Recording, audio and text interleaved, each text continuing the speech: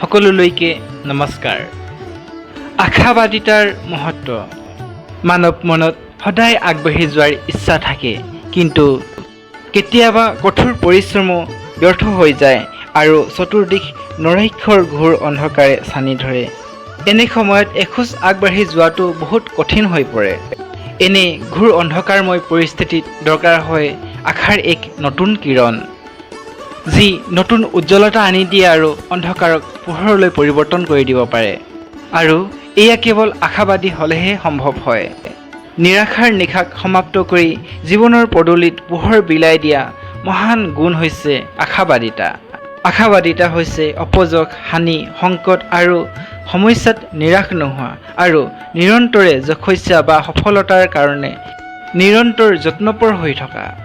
নকাৰাত্মক বাতাবৰণতো সকাৰাত্মক বিচাৰ উৎপন্ন কৰা আৰু উমং উৎসাহৰ অগ্নি নুমাবলৈ নিদিয়া, অতি বেয়া বা প্ৰতিকূল পৰিস্থিতিটো ধৈৰ্য নেহেৰুৱা আৰু অনাগত সময়ৰ সফলতাৰ কামনা কৰি থকাটো আশাবাদী গুণ।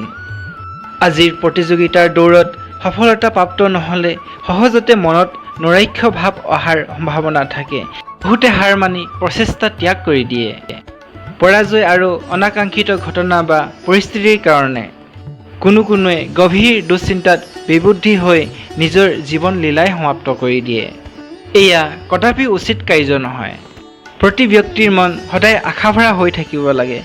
সদায় এটা কথা মনত ৰখা দৰকাৰ, নৈৰাশ্যৰ গভীৰ ৰাতি সদায় হৈ নাথাকে।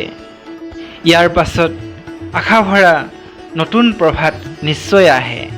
যি ব্যক্তিয়ে সদায় আশাবাদী হৈ থাকে, তেখেতে কেতিয়াও নিজৰ বাহাদুৰি বা হিম্মতক দুৰ্বল কৰি নেপেলায়।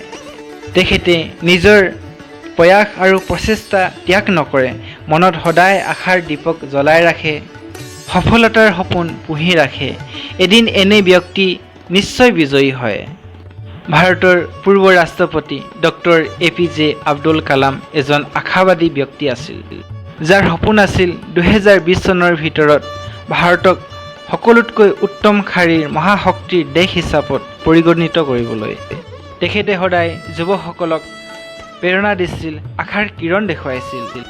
বৰ্তমান ভাৰতৰ প্ৰধানমন্ত্ৰী নৰেন্দ্ৰ মোদী ডাঙৰীয়ায়ো ভাৰতবাসীক বহুত প্ৰেৰণা দিছে।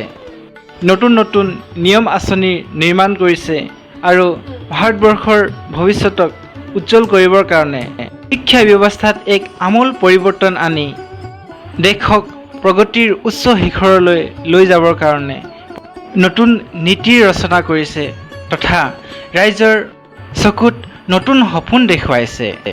বাস্তৱিকতে দেখা যায়, আশা আছে কাৰণেই জীৱন আছে। আশা আৰু সপোন দেখে কাৰণেই মানৱে কঠোৰ পৰিশ্ৰমকো আওকাণ কৰি জীৱনৰ পথত আগবাঢ়ি যাবলৈ প্ৰেৰণা অনুভৱ কৰে। মানুহৰ আশাৰ শেষ নাই। এটা আশা পূৰণ হ'লে নতুন এটা আৰম্ভ হয়, নতুবা এটা আশা ভংগ হ'লে পুনৰ নতুন আশাৰ সপোন দেখে। আপুনিও নিজৰ বয়স, জীৱিকাৰ আধাৰ, কৰ্তব্য, পদ, স্থান, কাল আদিৰ প্ৰতি লক্ষ্য ৰাখি আশাবাদী হওক, সুন্দৰ পৰিকল্পনা কৰক আৰু উমং উৎসাহৰে সৈতে সেই পৰিকল্পনা পূৰণ কৰিবলৈ আগবাঢ়ি যাওক। মনৰ মন্দিৰক আশাৰ আলোকেৰে আলোকিত কৰক। বিজয়ী হওক, সফল হওক, এয়াই আপোনালোকলৈ শুভকামনা ৰাখিলোঁ। ধন্যবাদ।